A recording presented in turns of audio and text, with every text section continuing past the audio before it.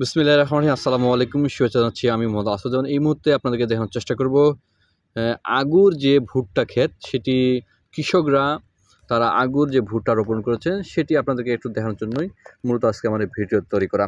দেখতে পাচ্ছেন যে এখানে যে ভুট্টার গাছ রোপণ করেছেন একজন কৃষক, তিনি যে ভুট্টা রোপণ করেছেন গাছের মোটামুটি গ্রোথ অনেক ভালো দেখা যাচ্ছে।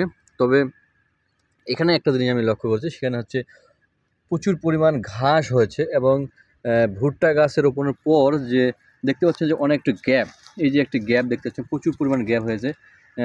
এখন এই বিষয়টা হচ্ছে যে ভুট্টা এখন আসলে কি ভুট্টার বীজের কারণে সমস্যা হলো না কোন বিষয়টার কারণে অনেক ভুট্টা এখনও হয়নি। আমরা জানার জন্য চেষ্টা করেছিলাম যে এখানকার যে কৃষক তিনি চাষ করছেন, আমি তাকে জিজ্ঞাসা করেছিলাম এটি, তিনি সঠিক উত্তর দিতে পারেনি।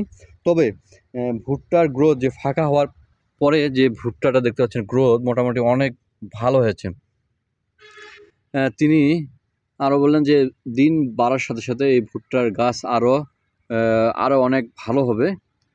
ঘাস হওয়াতে তাকে এই প্রশ্ন করি, তো তিনি বলছেন যে এখানে ঘাস বিষ দেওয়া হয়েছে, এই ঘাসটি আর কিছুদিনের মধ্যে আর থাকবে না, অটোমেটিক সে মারা যাবে, আরও ভুট্টা ভালো হবে। এই যে যেখানে গ্যাপ রয়েছে, এখানে যেখানে দেখতে পাচ্ছেন এই গ্যাপটায়, এই গ্যাপে গ্যাপে সে আবারও কিছু ভুট্টার বীজ রোপণ করেছে।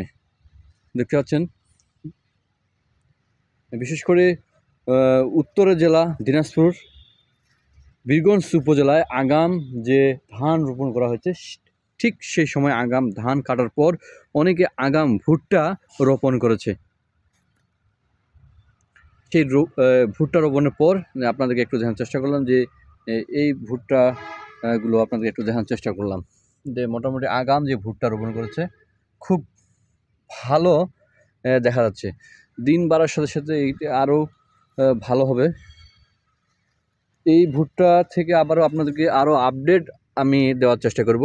আজকের মতন এই পর্যন্তই। ধন্যবাদ সবাইকে।